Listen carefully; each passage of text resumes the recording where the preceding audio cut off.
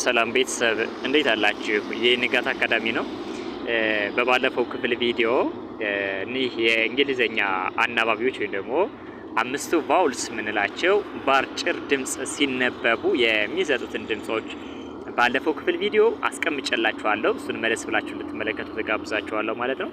በዛሬው ክፍል ቪዲዮ ደግሞ የማስቀምጥላችሁ እነዚህ አምስቱ ቫውሎች ኤ፣ ኢ፣ አይ፣ ኦ እና ዩ ረዘም ብለው ሲነበቡ ነው በረጅም ድምጽ ሲመጡ እንደም ሎንግ ቫውልስ እንላቸዋለን በእንግሊዘኛ ማለት ነው።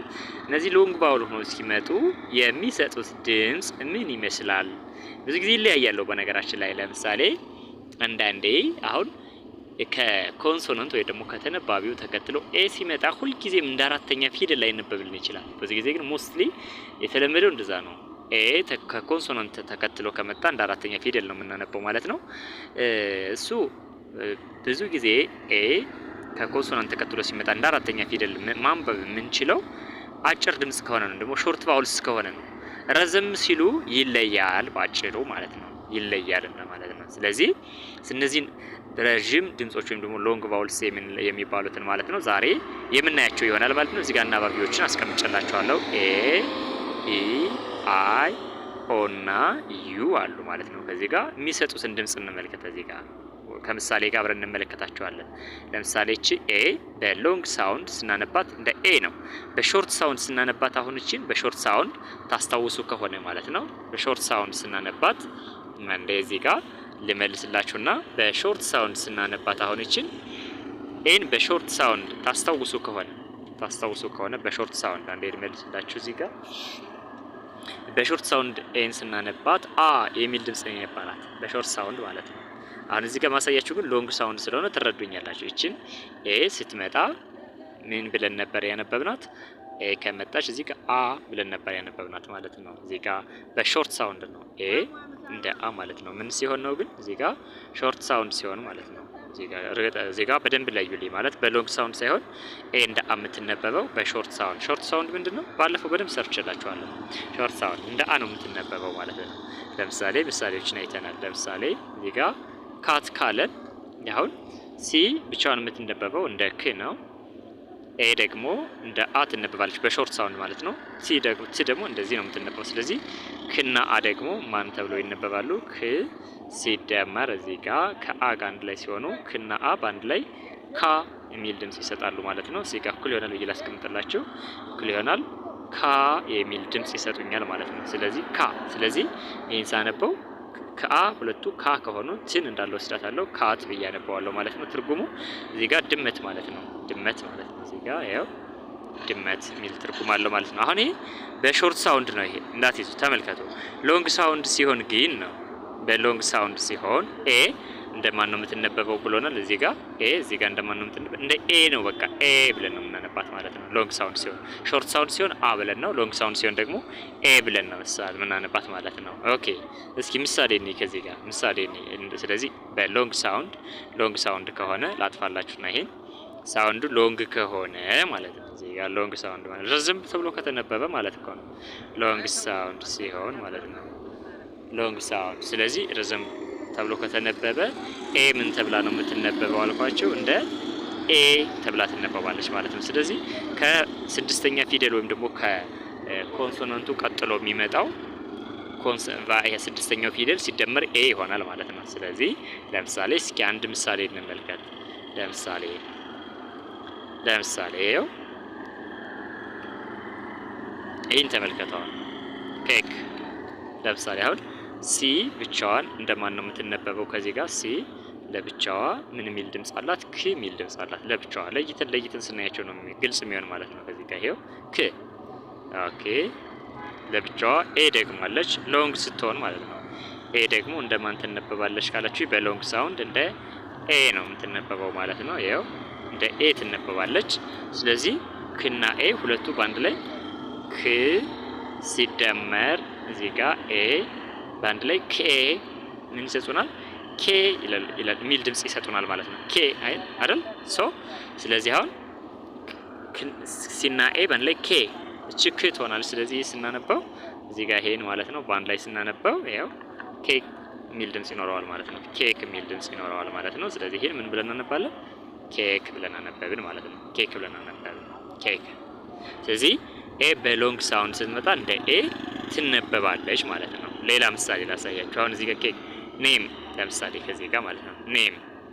ኔም ለምሳሌ ሲል እሺ ልጻፍላችሁ። አሁን ይሄን እናንተ አንብቡት እስኪ። ይሄው ኤን ኤ ኤም ኢ ይሄን ለማንበብ አሁን ባሳያችሁ ፎርሙላ በሎንግ ሳውንድ እሺ ኤን ብቻዋን የምትነበበው እንደ ን ነው። ይሄው ዛሬ እንደ ን ትነበባለች፣ ምክንያቱም ን የሚል ድምጽ ነው ያላት ማለት ነው። እንደ ን። እሺ ኤ ደግሞ ብቻዋን እንደ ማን ትነበባለች? በሎንግ ሳውንድ እንደ ኤ ትነበባለች ማለት ነው። ንን እሺ፣ ስለዚህ ፎርሙላችን ምን ይሆናል ማለት ነው? ን ሲደመር ኤ ይሆናል ማለት ነው። ንና ኤ ንኤ በአንድ ድምጽ ኔ ተብሎ ይነበባል ማለት ነው። ኔ ይሆናል ማለት ነው። ስለዚህ ኤምኢ ደግሞ ልክ እንደ ሚ ነው ማለት ነው የሚነበበው። ስለዚህ ሲነበብ ይሄ ሲነበብ ማለት ነው ኤንኤ ኤምኢ ሲነበብ ምን ተብሎ ይነበባል ካላችሁኝ ንኤ እንደ ኔ ስለሆነ ይሄው ኔም ተብሎ ይነበባል ማለት ነው። ኔም ብለን እናነባዋለን። ኔም ትርጉሙ ኔም ማለት ስም ማለት ነው። ስም። ስለዚህ አንድ ሰው ስሙን መናገር ሲፈልግ ማይ ኔም ቢል የኔ ስም እንደማለት ነው ማለት ነው። ስለዚህ ስም የሚል ድምጽ ይኖረዋል ማለት ነው። ሊኖረዋል። ስለዚህ ኤ በሎንግ ሳውንድ ስትመጣ ኤ የሚል ድምጽ አላት ማለት ነው። ሌላኛዋ ኢ ናት እዚህ ጋር የምትመለከቷት ማለት ነው። ይሄው ኢ ናት እዚህ ጋር እናንተ አንብባቸው። ይሄው እዚህ ጋር የሰራውላችሁ ናቸው አሁን ማለት ነው። ኢ ሁለተኛው በሎንግ ሳውንድ ስትመጣ ደግሞ ኢ ተብላ ነው የምትነበበው ልክ እንደ ድምጿ ማለት ነው። ስለዚህ እዚህ ጋር ልጻፍላችሁ ሎንግ ሳውንድ ማለት ነው። ሳውንዱ ሎንግ መሆኑን እንዳትዘነጉት እናንተ። ይሄው ሎንግ ሳውንድ ሲሆን ነው ሳውንድ በረጅም ማለት ነው። ኮንሶናንቷ ኢ ከመጣች እዚህ ጋር የምትነበበው እንደ አማርኛዋ ኢ ነው ማለት ነው። ስለዚህ ይችን ኢን ከስድስተኛ ፊደላት ጋር መደመር ነው ማለት ነው። አንድ ምሳሌ ነው እስኪ አሁን እዚህ ጋር ምን ቢል ለምሳሌ እዚህ ጋር ኦኬ፣ ለምሳሌ እንደዚህ የሚል ጽሑፍ ቢኖረን አሁን ሾርት ሳውንድ ሲሆን አሳይቻለሁ ባለፈው ማለት እቺን አንብባት እስኪ ለምሳሌ። ስለዚህ አሁን ይቺ ስትነበብ እንዴት ናት ነው? በሎንግ ሳውንድ ኤ ሎንግ ነው። ኤ ሎንግ ነው። ስለዚህ ኤም ብቻዋን ምንድነው ተብላ የምትነበበው ድምጿ ም ነው። ም ኦኬ፣ ም ናት። እሺ ኤም ብቻዋን ማለት ነው። ልጻፋት አንዴ። ይሄው ኤም ለብቻዋ ም ተብላ ተነበበች። ም ብያነበብኳት። እሺ ኢ ደግሞ ብቻዋን አሁን ማነባታለሁ ይችን በሎንግ ሳውንድ። ኢ ደግሞ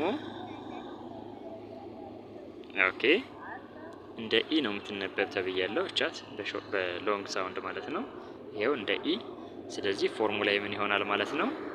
ን ሲደመር ኢ ሚ ይሆናል አይደል? እኩል ይሆናል ሚ ማለት ሚ ሚል ድምጽ ይሰጠኛል ማለት ነው። ስለዚህ ሚ ይሆናል እቺ ስትነበብ። ስለዚህ ምን ትሆናለች ማለት ነው?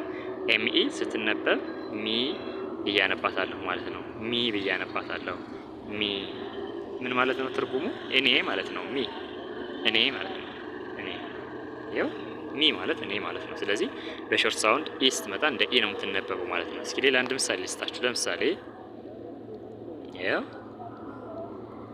ኤስ ኤች ኢ ለምሳሌ ይሄ ምን ብላችሁ ታነቡታላችሁ እናንተ? እስኪ ሞክሩት ኮሜንት ላይ። እሺ ለብቻችሁ ልሰዳው። ኤስ ኤች ብቻውን ምን ተብሎ ይነበባል? ይሄው ኤስ ኤች ብቻውን የሚነበበው እንደ ሺ ነው። ይሄ በባለፈው ስላልነው ቫውሎች ብቻቸውን ሲነበቡ የሚሰጡት ድምጽ አስቀምጬላችኋለሁ። እንደ ሺ ይነበባል ማለት ነው። ኢ ደግሞ ብቻውን እንደማን ይነበባል ካላችሁኝ እዚህ ጋር በሎንግ ሳውንድ እንደ ኢ ነው የሚነበበው። እንደ ኢ ይነበባል ማለት ነው። ስለዚህ ይሄ ድምጽ ምን ሚል ይሰጠኛል ማለት ነው? ኦኬ ኤስ ኤች ኢ ምን ሚል ድምጽ ነው የሚሰጠኝ? ኤስ ኤች ኢ እኩል ይሆናል። ይሄ ምን ሚል ድምጽ ይሰጠኛል መሰላችሁ? ቫውሎችን ላምጣ። ኤስ ኤች ማን ነው ያልኳችሁ? ሺ ብያችኋለሁ። ሺ ሲደመር እሺ ኢ ደግሞ አሁንም በሎንግ ሳውንድ ኢም ነው። ስለዚህ ሺ ምን ሚል ድምጽ ይሰጠኛል መሰላችሁ? ሺ የሚል ድምጽ ማለት ነው። ሺ የሚል ድምጽ ይሰጠኛል ማለት ነው። ስለዚህ ኤስ ኤችን ሳነበው ምን ብዬ አነባዋለሁ ማለት ነው? ኤስ ኤች ኢ ሶሪ ኤስ ኤች ኢ ሲነበብ ሺ ይሆናል ማለት ነው። ሺ የሚል ድምጽ አለው ማለት ነው። ትርጉሙ እሷ ማለት ነው። እሷ ይኸው እሷ ሚል ትርጉም አለው ማለት ነው። ስለዚህ በሎንግ ሳውንድ ሲመጡ ኢና ኤ ያየን። ሶስተኛዋ ደግሞ አይ ናት። ቻት በሎንግ ሳውንድ ደግሞ አይ ስትመጣ ይሄው አይ እንግዲህ በሾርት ሳውንድ ስትመጣ አይተናል ባለፈው እዚህ ጋር ማለት ነው። በሾርት ሳውንድ ስትመጣ አይ ኢ ተብላ ነው የምትነበበው በሾርት ሳውንድ። በሎንግ ሳውንድ ደግሞ አይ ከመጣች አይ ተብላ ነው የምትነበበው እንጂ ኢ አትባልም በሎንግ ሳውንድ። አይ ያ ማለት ረዘም ይላል። አይ ለምሳሌ ኤግዛምፕል ልስጣችሁ። አይ በሎንግ ሳውንድ ስትነበው ማለት ነው። ላስቀምጥላችሁ እዚህ ጋር አሁን የኢን አየን። አሁን ደግሞ የማን ልናይ መስላችሁ? የአይ ልናይ ነው። አይ በሎንግ ሳውንድ ስትነበብ ምን ሚል ድምጽ አላት ካላችሁ አይ በትክክል ማለት ነው የሚል። ስለዚህ አይ የሚል ድምጽ አላት ማለት ነው። ለምሳሌ እቺን አንብቧት እስኪ። ይሄው አሁን ይሄን አንብቡት። ይሄን ስታነቡ ለየብቻቸው አውጧቸው። እንግዲህ ለየብቻቸው ባሳያችሁ ፎርሙላ ማለት ነው። ይሄው ቲን ለብቻው አውጧት። ቲ ለብቻው ስትነበብ ት የሚል ድምጽ ነው ያላት። ኦኬ እሺ፣ ት አወጣው። አይ ደግሞ አሁንም በሎንግ ሳውንድ ለብቻው ስትነበብ አሁን ለብቻው አውጧት። እችንም አይ ደግሞ ለብቻው ስትነበብ ድምጿ ምንድነው የሚል ብያቸዋለሁ? አይ ነው የሚል አልኳችሁ። ይሄው አይ። ስለዚህ ኤም ደግሞ ም ነው። ስለዚህ ይሄ ፎርሙላ ታይም የሚለው ልጻፈው ነው። ታይም የሚለው እኩል ይሆናል የማንና የማን ውጤት ነው? ትና አይ። ታይ ት እሺ፣ በአማርኛ ላድርገው። ት ሲደመር እቺ ኢ ደግሞ አይ ማለት ደግሞ ይሄው አይ ምን የሚል ድምጽ ይሰጠናል? ይሄ ታይ አይደል? ይሄው ትና ታ የሆነ ይሄ ደብቻው። ስለዚህ ታይ የሚል ድምጽ ይኖረዋል ማለት ነው። ኤም እዚህ ጋር ብቻውን ምን ስለሆነች ሌስ ጀስት ታይ እዚህ ጋር ይመጣልኛል ማለት ነው። ስለዚህ ይሄው ታይን እዚህ ጋር አመጣለሁ። ታይ አልኩት። ይሄው ታይ ሲደመር ም ደግሞ አለሽ ለብቻዋ ማለት ነው። ሲደመር ምን ይሆናል ማለት ነው? ሲነበብ ይሄ ታይም ይሆናል ማለት ነው። ስለዚህ ይሄ ሲነበብ ታይም በአማርኛ ልጻፍላችሁ እና ሙሉ በእንግሊዝኛ ቅድም ስለጻፍኩት ማለት ነው። ይሄው ታይም ብዬ አነባዋለሁ ማለት ነው። ታይም። ስለዚህ ይሄን ሳነበው ታይም ብዬ አነበብኩት ማለት ነው። ታይም ትርጉሙ ጊዜ ማለት ነው። ጊዜ የሚል ትርጉም ይኖረዋል ማለት ነው። ይሄው ጊዜ ብዬ አነባለሁ ማለት ነው። ስለዚህ እዚህ ጋር አይ በሎንግ ሳውንድ ስትነበብ ነው። ኦኬ እዚህ ጋር ያላየኋቸው ደግሞ ኦ ሚል ኦ በሾርት ሳውንድ ስትነበብ ሰባተኛ ፊደላትን ነው የምትመሰረትልኝ። ኦ ሚል ድምጽ ነው ያላት ማለት ነው። ሎንግ ስትሆን ግን ኦ ሚል ድምጽ አላት። ለምሳሌ ኦም፣ ኖዝ። ስለዚህ በሎንግ ሳውንድ እንደ ኦ ነው። አንድ ምሳሌ ላሳያችሁ እዚህ ጋር አንድ ምሳሌ ማለት ነው። እሺ ይሄን አይተናል። አሁን ደግሞ የኦን ነው የምንመለከት ማለት ነው። ኦን እንያት። ይቻት ኦ በሎንግ ሳውንድ ምን ተብላ ትነበባለች ብያችኋለሁ። በደንብ ግን ልብ ብላችሁ ብታዳምጡ ደስ ይለኛል። ኦ ሚል ድምጽ አላት ማለት ነው። ለምሳሌ ኦ ኦኬ እንደዚህ ሚል ቢመጣ ማለት ነው። ይሄን ምን ብላችሁ ታነቡታላችሁ ነው ጥያቄው። ላውጣቸው። እሺ ኤች ለብቻዋ ላውጣ። ኤች የምትነበበው እንደ ህ ነው። እንደ ህ ትነበባለች ማለት ነው። ኦ ደግሞ ብቻዋን ስትመጣ ይኸው ኦ ብቻዋን መጣች። ኦ ደግሞ ተብላ ነው የምትነበብ። አሁን ላይ ጽፌላችኋለሁ። ይኸው ኦ ተብላ ትነበባለች ማለት ነው። ስለዚህ ኦ ኦኬ ህ አረጋዋለሁ። ሁለቶች ባንድ ላይ መጡ አይደል? ሲደመር ኦ ኦ ኦኬ። ስለዚህ ህና ኦ ሆ። ስለዚህ ህና ኦ ባንድ ላይ ሲደመሩ ሆ ይሆናሉ። ሆ ይሆናሉ ማለት ነው። ሆ። እቺ ኤም እዚህ ጋር ስትመጣ ን የሚል ድምጽ አላት ማለት ነው። ሶሪ እዚህ ጋር ነው የምትጻፈው ማለት ነው። ሆ ሲደመር እዚህ ጋር ኤምን ልጨምራት ማለት ነው። ኤምን ስጨምራት ምን ይሆናል? ታች ይመጣና ሆም የሚል ድምጽ አለው ማለት ነው። ሆም። ስለዚህ ሆም ማለት ምን ማለት ነው? ቤት ማለት ነው። ቤት። ስለዚህ ጎተት ሲሉ እንደ ኦም የሚል ድምጽ አላት ማለት ነው። ስለዚህ ኦ ብቻዋን ከሆነች ግን በሾርት ወይም ደግሞ በአጭር ድምጽ ከሆነ ግን ሰባተኛ ፊደል ነው የምትመሰረትልን ማለት ነው። ብዙ ጊዜ ግን ሆም የሚል ድምጽ ይሰጠናል ማለት ነው። በእርግጥ ረዘም ቢልም ሰባተኛ ፊደል ነው የሚሆነው በኦ ምን መሰረታቸው ቃላቶች ማለት ነው። የመጨረሻዋ ደግሞ ዩ ናት። ዩን ላሳያችሁ አንዴ። ዩን ላሳያችሁ እዚህ ጋር ዩ ቻት እዚህ ጋር በሎንግ ሳውንድ ስትመጣ ማለት ነው ዩ ችናት የምትነበበው እንደ ዩ ነው። እንደ ዩ በሾርት ሳውንድ ስትመጣ የምትነበበው እንደ አ ነው። ለምሳሌ ከት ሲዩቲ ከት፣ በስ ቢዩኤ እንደ አ ነው የምትነበበው ማለት ነው። እንደ አ ነው የምትነበበው። እዚህ ጋር ግን እንደ ዩ ነው የምትነበበው ሎንግ ሆና ስትመጣ ማለት ነው። ለምሳሌ ዩዝ እዚህ ጋር ላሳያችሁ በሎንግ ሳውንድ ስትመጣ ማለት ነው። በሎንግ ሳውንድ ስትመጣ ማለት ነው። እዚህ ጋር በሎንግ ሳውንድ እንመልከት። ለምሳሌ ዩ ናት አይደል? እቻት ዩ በሎንግ ሳውንድ ስትመጣ የምትነበበው እንደማን ነው ብያችኋለሁ? እንደ ዩ ነው። በሾርት ሳውንድ እንደ አ ነው። አትርሱት። ስለዚህ ለምሳሌ እንደዚህ የሚል አንድ ፊደል ቢሰጣችሁ ኤግዛምፕል ልሰራላችሁ ፈልጌ ነው። አሁን እዚህ ጋር ሾርት ሳውንድ ቢሆን ኑሮ ይሄ እንደ አ ነበር የምትነበበው። ሎንግ ሳውንድ ላይ ግን እንደ ዩ ነው የምትነበበው። ዩዝ ማለት እችላለሁ ማለት ነው። ይሄን አሁን ሳነበው ዩዝ ዩዝ ዩዝ ጥቅም ማለት ነው። ዩዝድ ካል ጥቅም እንደማለት ነው። አንድ ልጨምራችሁ ማለት ነው። ጥቅም ለምሳሌ እዚህ ጋር ዩኒክ ለምሳሌ ያው ዩኒፎርም ቢል ለምሳሌ ዩኒፎርም አይደል? ሶሪ ዩኒፎርም።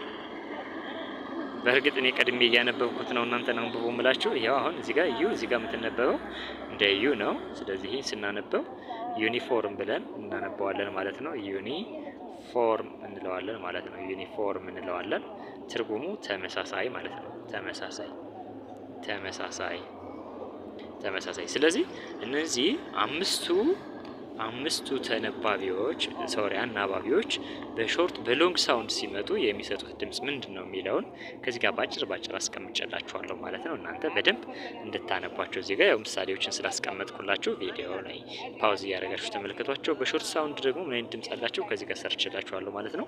በሚቀጥለው ደግሞ ክፍል ቪዲዮ እነዚህ አናባቢዎች ከቃል መጀመሪያ ሲመጡ ወይም ደግሞ ከወርዶቹ መጀመሪያ ላይ ሲመጡ ምን አይነት ድምጽ ይኖራቸዋል የሚለውን የምሰራላችሁ ይሆናል ማለት ነው። እንግዲህ ንጋት አካዳሚ ነው። ቪዲዮውን ላይክ እንድታደርጉ ጋብዛችኋለሁ። የሚሳከል ነገር ካለ ጥያቄ ካለ ኮሜንት ቦታ ላይ ያስቀምጡልኝ። ከወደዳችሁት ላይክ አድርጉ። ለሌሎች ጓደኞቻችሁ እንዲደርስ ከፈለጋችሁ ደግሞ ሼር አድርጉላቸው። በየቀኑ የምሰራቸው ቪዲዮዎች እንዲደርሷችሁ ከፈለጋችሁ ደግሞ ቻናሉን ሰብስክራይብ በማድረግ ቤተሰብ ሁኑ። በቀጥታ መማር ለምትፈልጉ ደግሞ ከታች ባለው የስልክ አድራሻ ብትደውሉ ይደርሰኛል። በቀጣይ ክፍል ቪዲዮ እስከምንገናኝ ድረስ